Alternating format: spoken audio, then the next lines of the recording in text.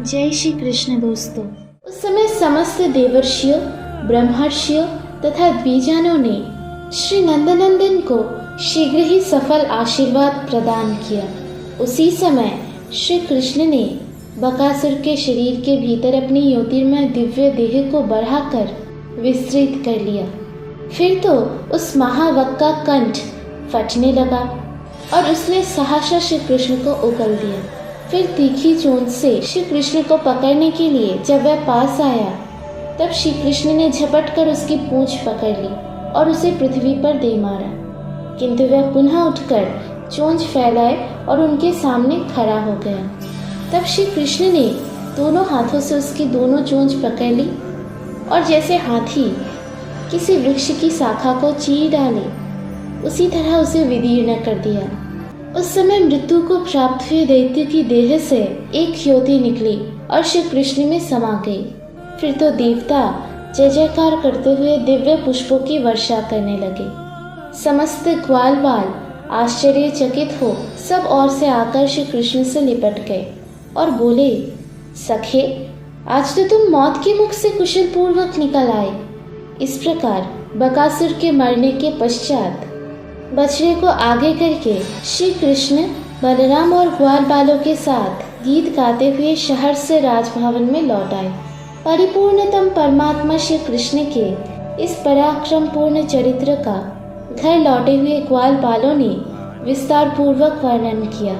उसे सुनकर समस्त गोप अत्यंत विस्मित हुए। श्री बहुलाश्व ने पूछा, देवर्षि, ये बकासुर पूर्व काल में कौन था और किस कारण से उसको बगुले का शरीर प्राप्त हुआ था? वह पूर्ण ब्रह्म सर्वेश्वर श्री कृष्ण में लीन हुआ। ये कितने सौभाग्य की बात है। श्री नारद जी ने कहा, हे नरेश्वर, हायग्रीव नामक एक दैत्य की पुत्र था जो उत्कल नाम से प्रसिद्ध हुआ।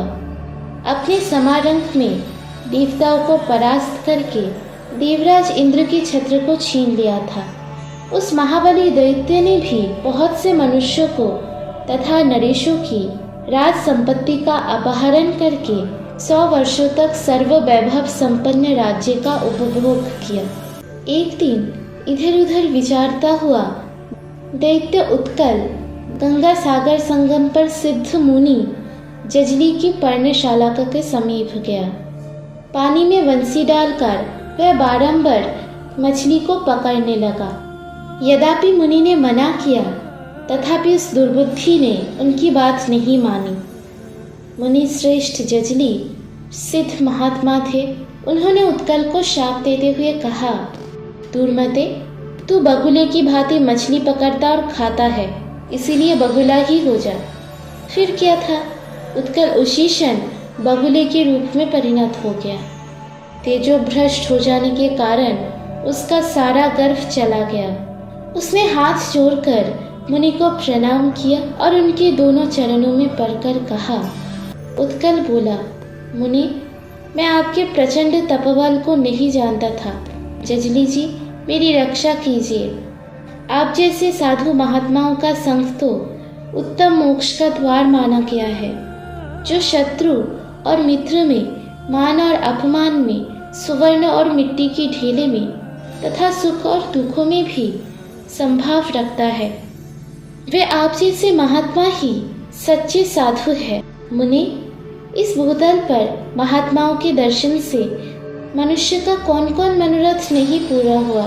ब्रह्मपद, इंद्रपद, सम्राट का पद तथा योग सिद्धि सब कुछ संतों की कृपा से ही सुलभ हो सकते हैं। मुनि श्रेष्ठ जजले, आप जैसे महात्माओं से लोगों को धर्म, अर्थ और काम की प्राप्ति हुई तो क्या हुई, साधु पुरुषों की कृपा से तो साक्षात पूर्ण ब्रह्म परमात्मा भी मिल जाते हैं। नरेश्वर, उस समय उत्कल की विनय युक्त बात सुनकर वह जजली मुनि प्रसन्न हो गए।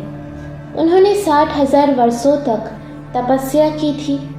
उन्होंने उत्कल से कहा, विवस्वत मनवंतर प्राप्त होने पर जब 28वें द्वापर का अंतिम समय बीतता होगा, उस समय भारतवर्ष के मथुर जनपद में स्थित ब्रजमंडल के भीतर साक्षात परिपूर्णतम भगवान श्री कृष्ण वृंदावन में गोवत्स से चराते हुए विचरेंगे।